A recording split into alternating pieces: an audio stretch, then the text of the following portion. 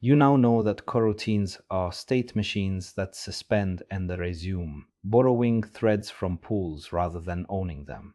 But here is the question we have not answered yet. When a coroutine resumes, which thread does it run on? Who decides?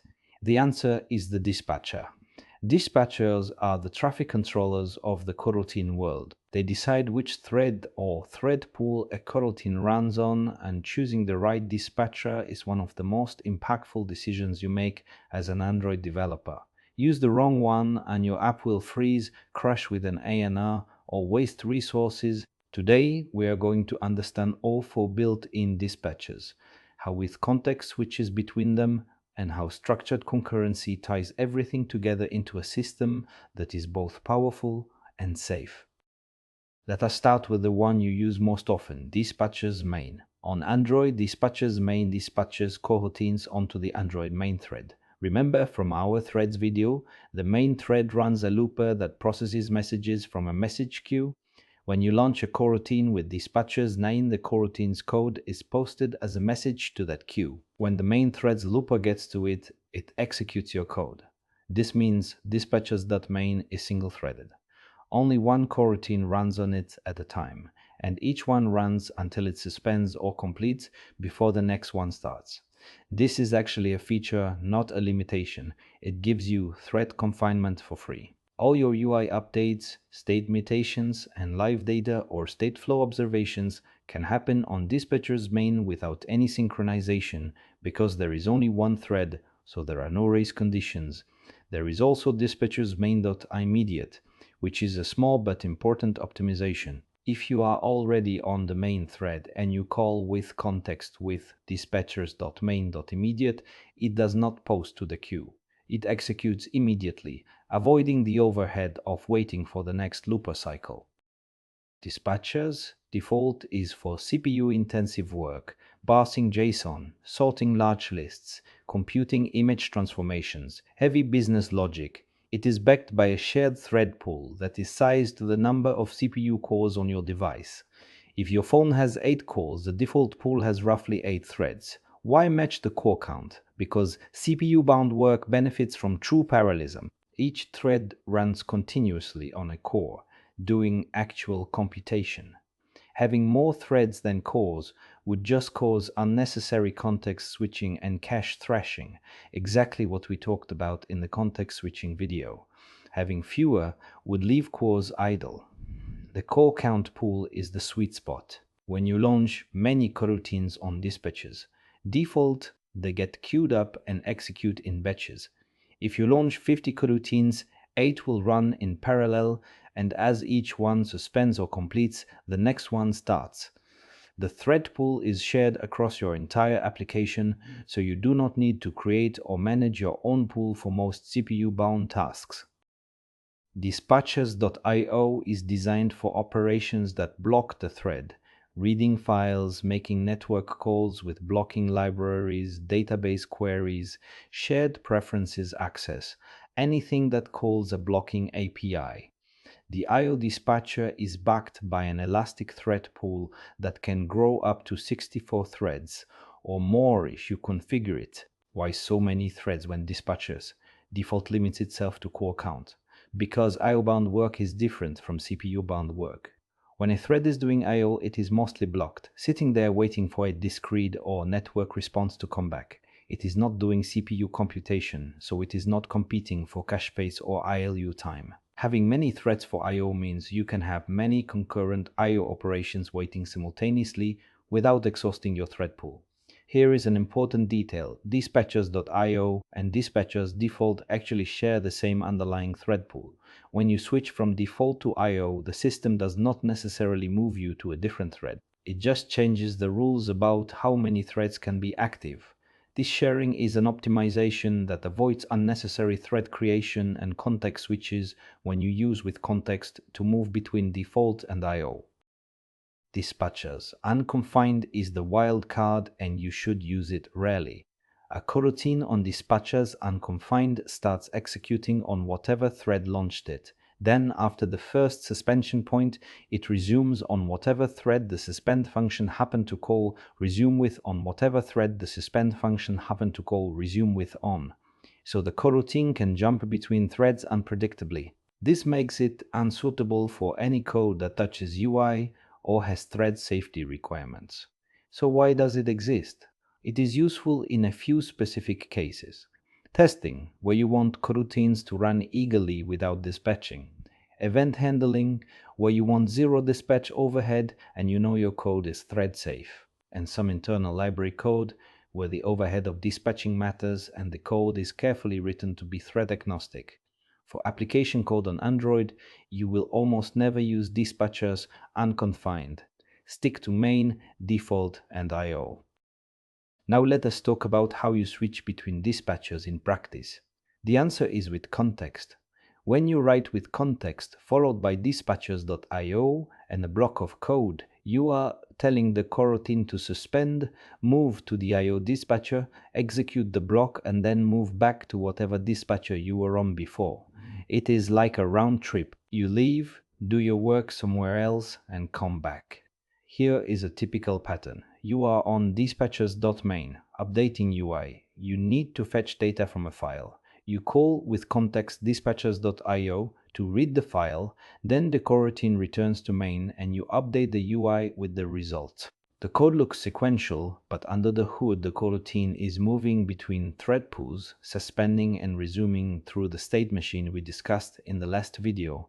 With context is also smart about optimization. If you call with context with the dispatcher you are already on, it does not actually switch, it just runs the block immediately. And as I mentioned earlier, default and IO share threads, so switching between them often avoids a real thread switch.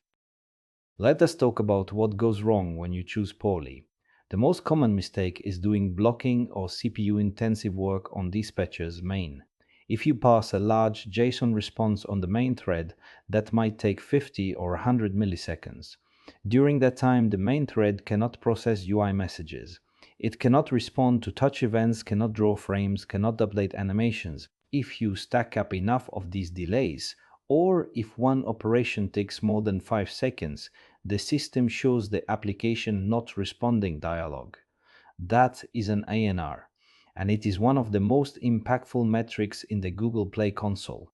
Here is the other side of the mistake, using dispatchers.io for CPU-bound work. If you launch heavy computations on I/O, you might spin up dozens of threads, all doing CPU work, causing massive context switching and cache thrashing. Your computation takes longer, uses more battery, and might even slow down I/O operations that should be completing quickly. Match the dispatcher to the work type, main for UI, default for CPU, I/O for blocking calls. It is that simple. Let me give you the patterns I use in every Android project. For view models, I launch coroutines on dispatchers.main because I need to update UI state. When I need to call a repository, I use with context dispatchers.io inside the repository function, so the view model does not need to know about threading. The repository is responsible for switching to the right dispatcher. For CPU-heavy mapping or transformation of data, I use with context dispatchers, default. For Room database calls, even though Room has built-in suspend support that handles its own threading, wrapping in with context dispatchers.io is still good practice for clarity and consistency. For retrofit network calls, the suspend support handles threading internally, but I still ensure the surrounding code respects dispatcher boundaries. The general principle is push the dispatcher switch as close to the actual blocking or CPU-intensive call as possible. Keep your callers on main and let each function internally switch to the appropriate dispatcher for its work. Dispatchers are half the story. The other half is how you manage the lifecycle of your coroutines. This is where coroutine scope and structured concurrency come in. A coroutine scope defines a boundary for coroutines. Every coroutine must be launched in a scope, and when that scope is cancelled, all coroutines inside it are cancelled too. In Android, view modal scope is cancelled when the view modal is cleared. Lifecycle scope is cancelled when the lifecycle is destroyed. This prevents memory leaks and runaway work. Structured concurrency also means that a parent coroutine waits for all its children to complete. If you launch 10 coroutines inside a coroutine scope block, the block does not return until all 10 finish. If one of them throws an exception, the others are cancelled. This is a fundamentally different model from raw threads, where you create a thread and it runs independently with no parent-child relationship, no automatic cancellation, and no automatic error propagation. Cancellation ties directly into dispatches. When a scope is cancelled, every coroutine in it is marked as cancelled. At each suspension point, the coroutine checks its cancellation status. If it has been cancelled, it throws a cancellation exception, which unwinds the coroutine state machine cleanly. This is why suspension points matter so much. A coroutine that never suspends can never be cancelled. If you have a tight CPU loop that does not call any suspend functions, it will ignore cancellation entirely. The fix is to periodically call ensure active or yield inside your loops, giving the coroutine a chance to check its cancellation status. Also, when you switch dispatchers with context, the cancellation check happens at the switch point. So a cancelled coroutine will not even start executing on the new dispatcher. This prevents wasted work and keeps your app's resource usage predictable when the user navigates away from a screen. Let me show you a complete picture of how all of this works together in a real Android scenario. A user taps a button. The click handler runs on the main thread. It calls a viewModel function which launches a coroutine in viewModel scope on dispatchers.main. The coroutine calls a repository function that uses with context dispatchers.io to make a network request. The coroutine suspends, and the main thread is freed to process UI events. The network response arrives. The IO thread resumes the coroutine inside with context. The repository passes the response, perhaps switching to dispatcher's default for CPU-heavy JSON processing. The coroutine returns from with context back to dispatcher's main with the passed data. The viewModel updates a state flow, and the UI recomposes. If the user navigates away during the network call, viewModel scope is cancelled, which cancels the coroutine at its next suspension point, cleaning up everything automatically. Every piece we covered in this phase, threads, context switching, race conditions, memory visibility, coroutine internals, and dispatchers, is present in this simple flow. That is the whole picture. Let us recap the dispatchers. Main runs on the Android UI thread looper, single-threaded, perfect for UI updates. Default is a thread pool size to CPU cores for computation. I/O is an elastic pool for blocking calls, can grow to 64 plus threads. Unconfined starts on the caller's thread, resumes wherever, rarely needed in upcode. With context switches, dispatchers, and returns to the original one when done. Coroutine scope and structured concurrency manage lifecycle, cancellation, and error propagation. And that wraps up phase 2, our deep dive into concurrency. You now understand threads at the OS level, the cost of context switching, why race conditions and visibility bugs happen, how the coroutine compiler transform works, and how dispatchers decide where your code runs. These are not just theoretical concepts, they are the foundation of every line of concurrent code you write. In the next phase, we are going to look at data and memory, how your objects are laid out in memory, how the garbage collector works, and why data structures have the performance characteristics they do. See you there.